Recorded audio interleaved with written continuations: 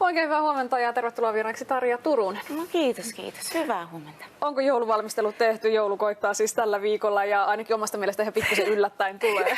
Tulee kyllä ihan todella nopeasti ja sitä paitsi totta kai kun on konsertteja ja kaikkea, niin kyllähän se joulun valmistelu jää kyllä ihan viime tinkaan. Ja meillä kun on vielä tämmöinen hyvin kansainvälinen perhe ja aina sitä joulua sitten joutuu sutvimaan sinne sun tänne, että missä sitä vietetään tänä vuonna. Me lennetään takaisin Buenos Airesiin itse asiassa. Okay. Mulla on konsertti Moskovassa 22. päivä ja sitten sieltä just jouluaatoksi päästään vasta sinne. Eli viime tippaan. Niin, että jouluvalmistelut kyllä on nyt sitten ihan muiden käsissä, ei meikäläisen. Mut kuulostaa kiireiseltä ja tänäänkin vielä Lahdessa Sibeliustalolla konsertti. Kyllä, ihanaa. Siis mutta se on ainut Suomen konsertti tänä vuonna. Että mä oon joulukonserttikiertoja tehnyt monta vuotta, mutta tänä vuonna yksi. Että mulla on niin paljon ollut rockikeikkoja, että mä halusin vähän levätä melkein 2 viikkoa tässä ennen kuin tänne tulin, niin se oli tarpeen. Nyt kun edessä on siis ihan vielä joulun aluspäivinä lähtöjä mantereelta toiselle ynnä muuta, niin kuinka paljon nämä auttaa virittäytymään joulutunnelmaan? Kyllä se itse asiassa, no kyllä ja kyllä sen työnkin myötä, musiikinkin myötä, niin kyllä mä oikeasti hiljennyn itsekin siihen ja onhan siinä, kun on pieni tyttö vieressä meillä 4-vuotinen pörräämässä siinä meidän arjessa ja hänellä se jouluinto ja sellainen se tulee myös lapsienkin myötä meihin vanhempiin tarttuu, että kyllä se sellainen ja kaikkialla soi joulunen musiikki ja mä rakastan tätä niin kuin joulun tunnelmaa ylipäätänsä, vaikka sitä ei niin kuin vielä siihen itse valmisteluun itse pysty, tai siihen rauhoittumiseen pysty sillä tavalla keskittymään, mutta se, että on se joulumieli kyllä jo. Niin. Tuossa kun muuten mainitsit siitä, että teillä on kansainvälinen perhe ja aina mietitään, missä joulua vietetään, niin onko teillä aaton perinteitä, mitä viedään maasta toiseen tai vuodesta toiseen? No joo, että kyllähän siis mulle henkilökohtaisesti on ollut tosi tärkeää se, että meidän tyttö Naomi on saanut semmoisen jouluisen suomalaisen perinteen oikeastaan siitä, että okei, että missä joulupukki asuu ja miten, että on joulukirkko ja näin poispäin. Mutta se on ollut joskus hyvinkin hankalaa. Että kyllähän niitä tarinoita mä kerron hänelle ja valokuvia näytän ja videoita netistä ja kaikkea. Ja piparit on paistettu jo ja on joulutortut tehty ja kyllä, että tämmöisiä kyllä ilman muuta. Tehdäänkö joulupiparit vaikka joltaisiko Suomessa? Kyllä kuule, tehty on joo. Kyllä ne onnistuu. Että siinä mielessä sellaiset asiat on mulle tosi tärkeitä, että se, niin kuin se jatkuvuus tästä meidän suomalaista, mitä mä oon itse lapsuudessa oppinut ja kokenut. Niin minkälainen joulu on. Eli toisin sanoen se, mitä mä kuulen, niin sun kertovan on se, että se suomalainen joulu on sulle kuitenkin on tärkeä toki. Ja rakas. Kyllä. Mutta hei, tänään vielä tämä Henkäys ikuisuudesta levyyn tietyllä tapaa perustuva konsertti. Kyllä, ihan täysin oikeastaan siihen perustuva. Toki mulla on ihania vieraitakin.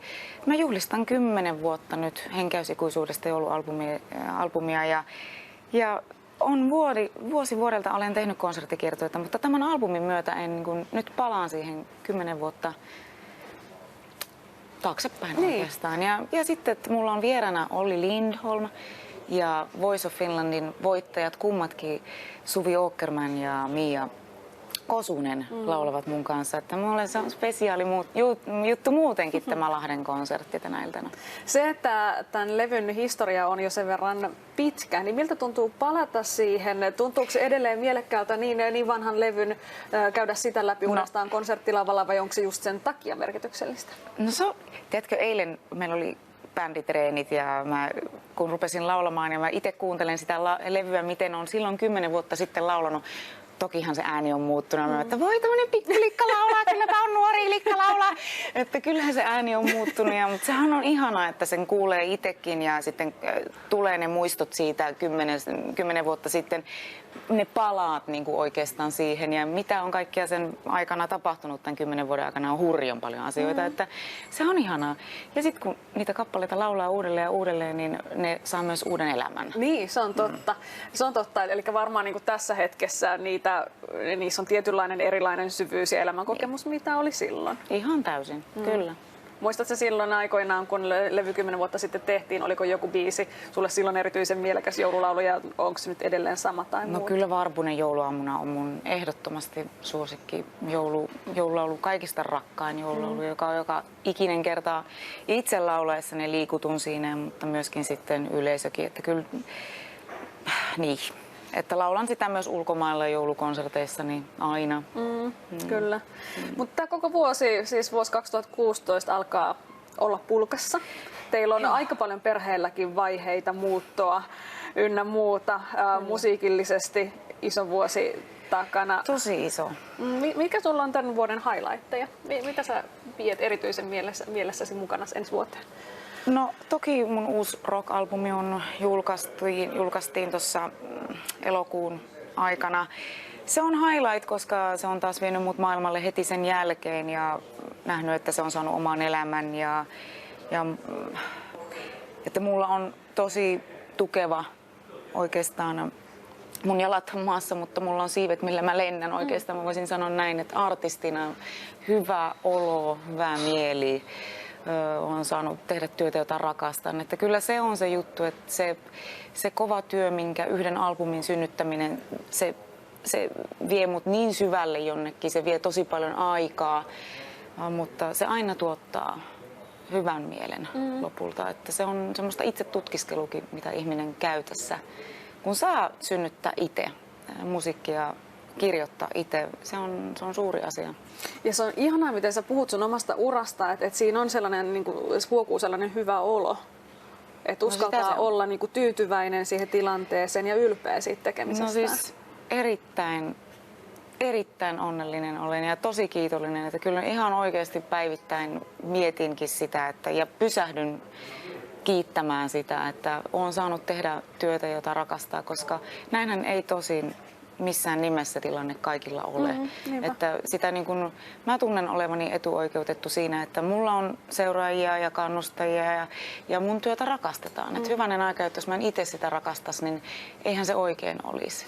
Kyllä, ja silloin, jos ei sitä itsellä olisi niin hyvä olo, niin voisi kuvitella, että vaikea olisi muiden kanssa sitä tunnetta ei ehkä löytää. Niin. Mutta sä oot myös ollut eri tyylilajien, musiikillisesti eri tyylilajien parissa hyvinkin laajalti. Kyllä. Kuten kertoo, niin kuin äsken viittasit tähän levyyn ja sitten taas tänään mennään tähän joulukonserttimaailmaan. No se on se mun juttu. Se on niin kuin klassinen musiikki ja rokki, niin ne on niin kuin mun vasen käsi ja oikein, jotka täydentää minun. Vaan se vaan on, että jos mun hapitus on vähän rockhenkinen, no sitä se on. Mutta mä menen glasarilavalle ja padaa! Mä nautin siitä vapaudesta oikeasti, että mikä on mulle annettu, mutta kovaa työtähän se vaatii, että eihän se ole ilmasti tullut missään nimessä. Sehän on myös niinku yleisölle ja sun faneille, tavallaan se on myös haaste, koska sä heität myös sun faneja aina koko uuteen ajan, laariin. ihan jatkuvasti, mutta sitä mun fanit osaa odottaa. Niin. Ja ehkä hekin myös mieltyvät siihen siinä mielessä, että no, mitäs nyt on tuleman pitää ja sitten se mennään. Ja sitten todellakin mennään ja nautitaan taas siitä uudesta hypystä. No, koska sä oot ennakkoluulottomasti hypellyt lajista toiseen, niin mitä tulevaisuus? Minkälaisia ehkä sellaisia visioita, mitkä tavallaan pelottaa tai muuta? No, toki. Siis mä rakastan sitä, että mulla täytyy olla oikeastaan projekteja koko ajan meneillään. Ja mulla on paljon tulossa konserttikiertueita rock-albumin myötä ilman muuta, mutta myöskin mä toivoisin, että mulle tulisi aikaa panostaa klassiseen albumiin, täysin klassisen albumin, että mulla on vasta yksi sellainen taustalla, Ave Maria-albumi, että nyt mä toivoisin, että mä joskus pääsin lähitulevaisuudessa nauhoittamaan myös äänittämään liidejä, saksalaisia liidejä. Se olisi mulle semmoinen haaste, suuri iso haaste kyllä. Myöskin sitten sävellyspuolella, niin sielläkin on tulossa haasteita, että paljon. Mennäisi jos sanot aika paljon kaikkea. On paljon kaikkea, että maailmalle albumi vie ihan tuonne 2018 vuoteen asti. Joo. Mutta tiettyne breikkeineen ilman muuta, että eihän sitä nyt tukkaputkella koko ajan juosta, että ei sitä muuten tässä oltaisi. Mutta kuulostaa hyvältä ja ihanilta urasuunnitelmilta. Mahtavaa konserttia tälle illalle Lahden Sibelius-talolle. Ja me jatketaan puolestaan lyhyen tauon jälkeen uutisten pariin. Kiitos Tarja. Kiitos paljon.